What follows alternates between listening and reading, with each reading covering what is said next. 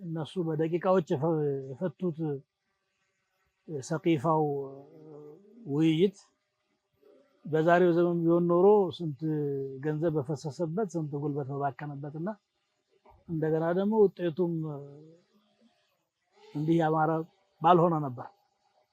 ሰዎቹ ለአላህ የቆሙ ስለሆኑ ትንሽ ይወያዩ እውነታውን ነው የሚፈልጉትና ወደ ቁም ነገሩ ተመልሰዋል። ዑመር ከሰሯቸው ስራዎች መካከል አንዳንዱን ለመጥቀስ ያህል ባጭሩ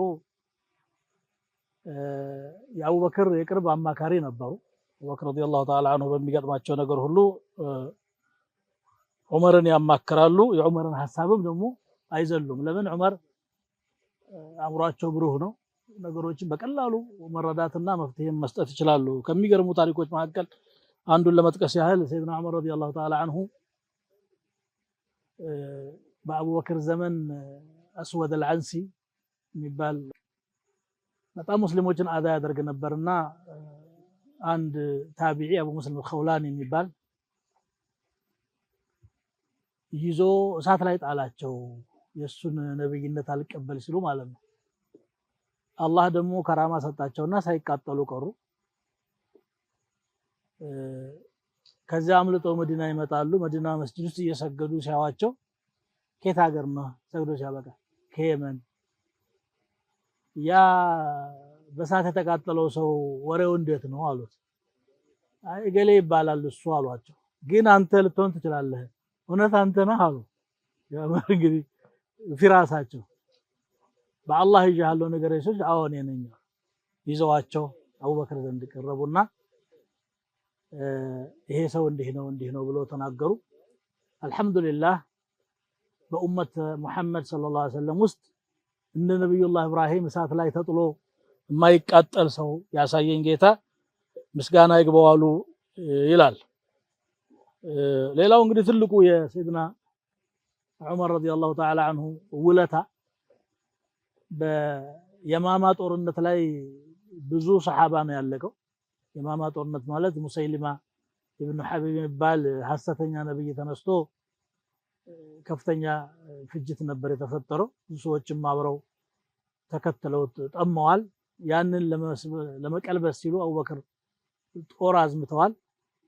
በዚያ ጦርነት ላይ ብዙ ሰሃቦች አለቁ። ከዛ በፊት ቁርአን በአንድ ጥራዝ አልተሰበሰበምና እያንዳንዱ ከነብዩ ሰለላሁ ዐለይሂ ወሰለም የያዘውን ቁርአን የሐፈዘውን ያህል በራሱ ተርቲብ ነበር ይዞ የሚሄደው። ዑመር በጣም ነገሩ አሳሰባቸውና ያ ኸሊፈተ ረሱልላህ ይሄ ቁርአን ሰሃቦች እያለቁ ስለሆነ እንዳይጠፋ ተሰባስቦ በአንድ ጥራዝ መቀመጥ አለበት ብለው ለአቡበክር ሐሳብ አቀረቡ። كيف افعل شيئا لم يكن رسول الله صلى الله عليه وسلم يفعله ወይም አልሰሩትም የአላህ መልእክተኛ ማለም يفعله رسول الله እንዴት ሰራለሁ አሉ አቡበክር። ለቢድዓ እንዴት ስጋት እንዳላቸው ነው የሚያሳየው። ይሄ እንግዲህ ቁርአን መሰብሰብ ነበር አላማው። ግን በዚህ ሌላ ቀዳዳ እንዳይገባና ሱናውን እንዳለቅ ብለው አቡበክር ሲሰጉ አይደለም والله هو خير ይሄ ነገር መልካም ነገር ነው ብለው ዑመር ግፊት አደረጉ። ከዚህ በመነሳት ነው እንግዲህ ከያንዳንዱ ሱሐባ እጅ ያለ ቁርአን ተሰባስቦ ዘይድ ብን ሳቢት የሚመሩት ግብረ ኃይል ተቋቁሞ በእኛ በአሁኑ ዘመን እንደዛ እንደበለና ቁርአን የተሰባሰበው ማለት ነው።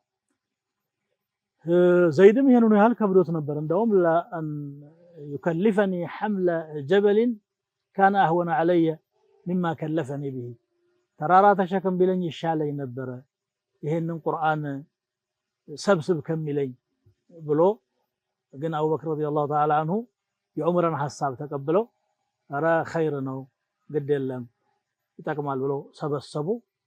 ዛሬ ቁርአን ይኸው አንዱም ሳይቀነስ አንዱም ሳይጨምር ተጠብቆ የሚገኘው ከዑመር በተነሳ ሐሳብ አማካኝነት ነው። እንግዲህ አቡበክር ረዲየላሁ ተዓላ ዐንሁ በዑመር ሐሳብ የሚራመዱበት ታሪክ ይሄ ብቻ አይደለም፣ ብዙ ገጠመኞች ነው ያሉት። ግን ይሄ ጎላ ያለው ነው ለኡመተል ኢስላም በአጠቃላይ ከዋሏቸው ከኺላፋው ጊዜ በኋላ ትልቁ የዑመር ስራ ይሄ ነው። ሌሎችም ትላልቅ ስራዎች ስላሏቸው የዑመርን ስራ እንዲህ ባጭሩ ማጠቃለል አይቻልም። ስትራቴጂያዊ የሆነና ዘላቂ የሆነ እስከ ቂያማ ድረስ የሚቀጥል ጠቃሚ ስራ ነበር ለአቡበክር ረዲየላሁ ተዓላ ዐንሁ ያቀረቡ ሲያስፈጽሙ የነበሩት።